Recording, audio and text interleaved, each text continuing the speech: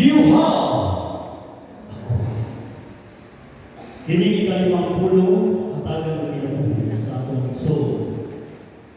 Brother Andrito Plaza. Palihog, Manila.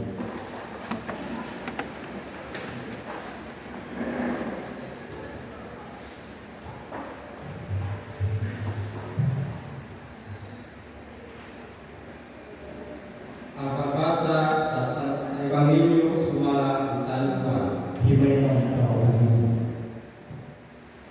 Umani ini si Jesus nga nasayo ng tanan na tuman o arugatuman sa kasugatan mingon giuhaw ako.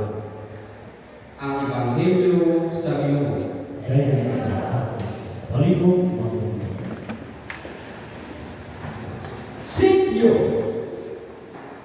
ang ikalimang pulong ng ligkas sa Panginoon si Kristo sa panahon nga nag-antos o nagbitay siya sa krus. Giuhaw ako. Uhawon balay ang Diyos nga kamanan man. Giuhaw ang Diyos dili pinagi sa tubig, kung dili giuhaw siya gumikan sa walay pagkakabanak, presensya, gugma o kamalinapon nagdo kaniya. Inay gugma ang atong isukat nagdo kaniya sa iyong pagbisita, apan kasakit, pagbiyay-biyay o mahinungdan nga nagkitay siya sa krus. Neher,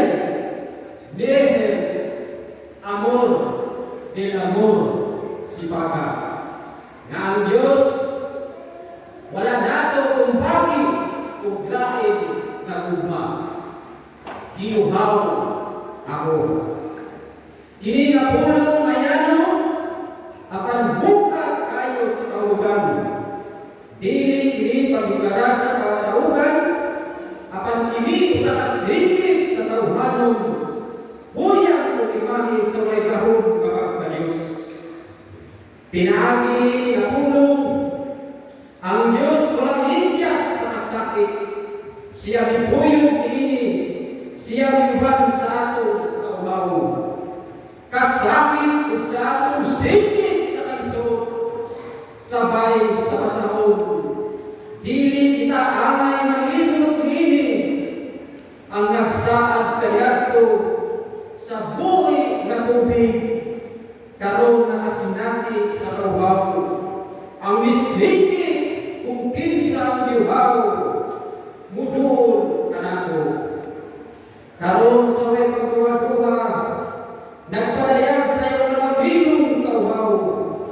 Nasayod kita, o tataw kayo, nga mga tao na taong magpagtuo, kay mas daw usab ang samad sa ilang kinabuhi.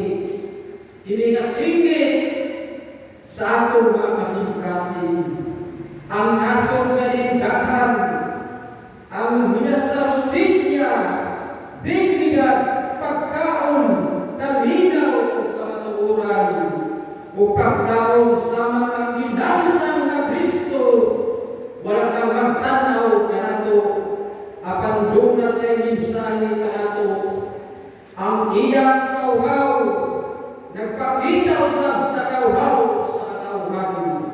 Human sa pagbunan, pag-agas sa dugo, kagulang sa ginawa, o pagpitay ilaw sa init na adlaw.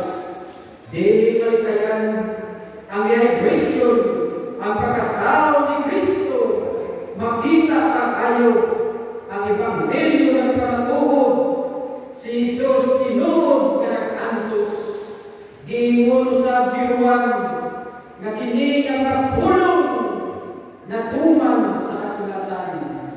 Ang kauhaw ni Jesus dili aksidente, kini mo'y bahing sa kaluwasan.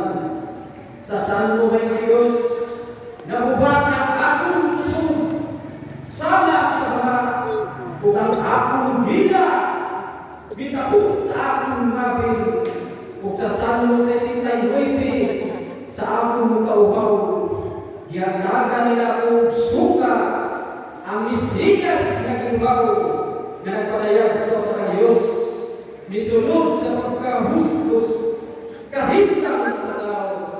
Sa teorya, kini nga uhaw, relasyonan.